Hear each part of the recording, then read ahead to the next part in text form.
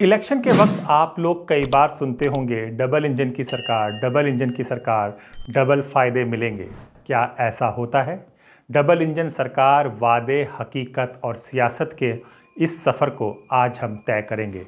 नमस्कार, मेरा नाम हैदर अब्बास नकवी है और आप लोग द स्वतंत्र देख रहे हैं। आज हम बात करेंगे डबल इंजन सरकार की, जिसके बारे में बीजेपी दावा करती है कि इससे सरकारें मजबूत होती हैं, फैसले तेजी से होते हैं और जनता को दोहरी ताकत मिलती है। दिल्ली के देवतुल्य मतदाता ने 27 बरस का वनवास भाजपा का समाप्त कर यहाँ पर ये सुनिश्चित करा कि भाजपा की डबल इंजन की सरकार आई है। मैं जानती हूँ कि अब दिल्ली के देवतुल्य मतदाता ने ये सुनिश्चित कर दिया कि विकास और प्रगति के रंग अब दिल्ली में भी आपको चहुं ओर दिखेंगे। कि देश के यशस्वी प्रधानमंत्री नरेंद्र मोदी जी के नेतृत्व में डबल इंजन की सरकार के द्वारा उन्हें महाराष्ट्र का उस विकास की धारा में जोड़ने का मन महाराष्ट्र की जनता ने बनाया है। लेकिन क्या वाकई ऐसा हो रहा है? आज के इस शो में हम 3 राज्यों पर चर्चा करेंगे। दिल्ली, जहां हाल ही में बीजेपी ने सत्ता संभाली लेकिन महिलाओं को 2500 देने का वादा अब तक अधूरा है। महाराष्ट्र, जहां डबल इंजन सरकार का दावा था कि पैसे की कोई कमी नहीं होगी लेकिन सरकार खुद भारी कर्ज में डूबी हुई है। गुजरात, जहां सरकार ने छात्रों के लिए लाखों साइकिलें खरीदी लेकिन उनका इस्तेमाल नहीं हो सका क्योंकि बैग रखने के लिए होल्डर ही नहीं था। तो आइए शुरू करते हैं आज का सफ़र डबल इंजन सरकार के साथ। दिल्ली की बात करते हैं। डबल इंजन सरकार लेकिन खाली डिब्बे, वादे, योजनाएं और हकीकत। एक बार मोदी जी ने मनमोहन सिंह सरकार पर तंज कसते हुए शेर और शिकारी की कहानी सुनाई थी। उन्होंने कहा था वो शिकारी जंगल में गए लेकिन बंदूक लाना भूल गए। जब शेर सामने आया तो उन्होंने शेर के सामने बंदूक का लाइसेंस रख दिया। उम्मीद थी कि शेर डर जाएगा। ये व्यंग था कि सरकारें कागजी फैसले करके समझती हैं कि काम पूरा हो गया। लेकिन दिल्ली की महिलाओं को 2500 देने के वादे पर दिल्ली की बीजेपी सरकार ने क्या किया? मुद्दा है, हमें दिल्ली को बचाने का काम करने की ज़रूरत है आज, क्योंकि देश भर में डबल इंजन सरकारों ने जो डिजास्टर किया है, पहली बात यह है दिल्ली को सुरक्षित रखना है डबल इंजन डिजास्टर से। 8 मार्च को कैबिनेट बैठक की 4 सदस्यीय कमेटी बनाई गई, 5100 करोड़ रुपए की घोषणा कर दी लेकिन महिलाओं के बैंक खाते में एक भी रुपया नहीं आया। अब उनके पास वो बहाना भी नहीं होगा कि डबल इंजन नहीं है तो क्या होगा, और एलजी साहब भी थोड़े हल्के हो जाएंगे। उनको डबल भूमिका नहीं निभानी पड़ेगी, एलजी की भी और बीजेपी की भी। तो कई सारी चीजों को अभी हम आने वाले दिनों में देखेंगे। किसी शायर ने सही कहा है, वादों की सौगातों से पेट नहीं भरता। फिर सुनिए, वादों की सौगातों से पेट नहीं भरता, फैसले चाहिए जो ज़मीनी असर करता। अब सवाल उठता है, क्या बीजेपी की दिल्ली सरकार का फैसला मोदी जी की उसी शिकार वाली कहानी से अलग है? अब बात महाराष्ट्र की। जी हां, मोदी की गारंटी का दिवालिया मॉडल निकला। महाराष्ट्र सरकार ने जब अपना बजट पेश किया उसमें मोदी की गारंटी पूरी हुई। अब इसको समझिए।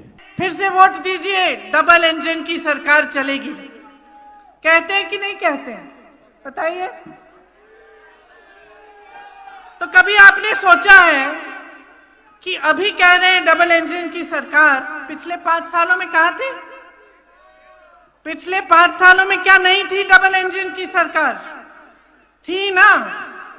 क्या हुआ? तेल भरना भूल गए शायद। जी हां, महिलाओं को 1500 से 2100 देने का वादा किया था पर बजट में इसका जिक्र तक नहीं किया।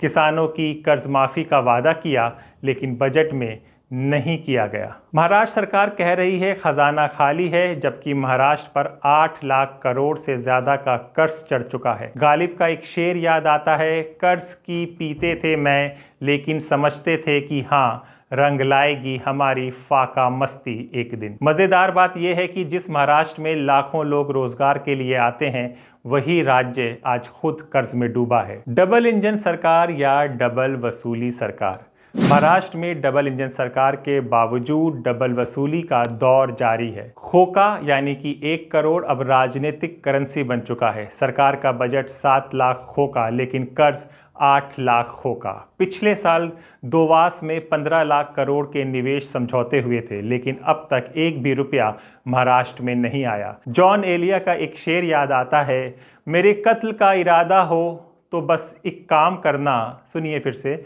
मेरे कत्ल का इरादा हो तो बस एक काम करना, मेरे हाथों में तलवार दे देना और बांध देना। हिंदुस्तान भारतीयों का ये ईमान, नहीं सहेगा हिंदुस्तान भारतीयों का ये ईमान, नहीं सहेगा हिंदुस्तान। यही हाल महाराष्ट्र सरकार का है। सत्ता तो दे दी लेकिन संसाधन नहीं। अब बात गुजरात मॉडल की कर लें, जिसके तहत देश का मॉडल बनाया जा रहा था। जी हां, डबल इंजन का शिक्षा मॉडल फेल हो चुका है। ये डबल इंजन पुराना हो गया। गुजरात में लड़कियों को सेकेंडरी स्कूल तक जाने के लिए साइकिल दी जाती है। 2 साल पहले सरकार ने लाखों साइकिलें खरीदी, लेकिन बाद में महसूस हुआ कि साइकिल में बैग रखने का होल्डर भी होना चाहिए। अब सरकार के 3 विभाग इस पर बहस कर रहे हैं, लेकिन लड़कियों को साइकिल नहीं मिली। यही है गुजरात का मॉडल, जहां एक ही सरकार के 3 विभाग आपस में तालमेल नहीं बिठा पा रहे। आज ये बीजेपी वाले कहते हैं डबल इंजन की सरकार लाओ। 2014 से गुजरात में डबल इंजन की सरकार है, 2014 से, और 2014 से मैं लाया हूं आज सारे दाम, जो चीजें महंगी हुई हैं वो लेकर आम आदमी का जीवन कितना महंगा हुआ है मैं बताऊंगा अभी। और बात कर रहे हैं डबल इंजन की। फैज़ अहमद फैज़ का एक मशहूर शेर याद आ गया, बने हैं अहले हवस मुद्दई भी मुनसिफ भी, किसे वकील करें किसे मुनसिफी चाहें। निष्कर्ष यही निकलता है, डबल इंजन है या ये डबल धोखा, आप खुद समझ सकते हैं। जी हां, दिल्ली में डबल इंजन सरकार के बावजूद 2500 का वादा अधूरा, सिर्फ कमेटी बनाने और बैठक करने में समय बीत रहा है। महाराष्ट्र सरकार के पास पैसे नहीं हैं, लेकिन वसूली हो रही है। मोदी की गारंटी का धोखा खुल चुका है। गुजरात में डबल इंजन सरकार के बावजूद लड़कियों को साइकिल तक नहीं मिल रही है। सरकार के विभाग ही आपस में तालमेल नहीं बिठा पा रहे हैं।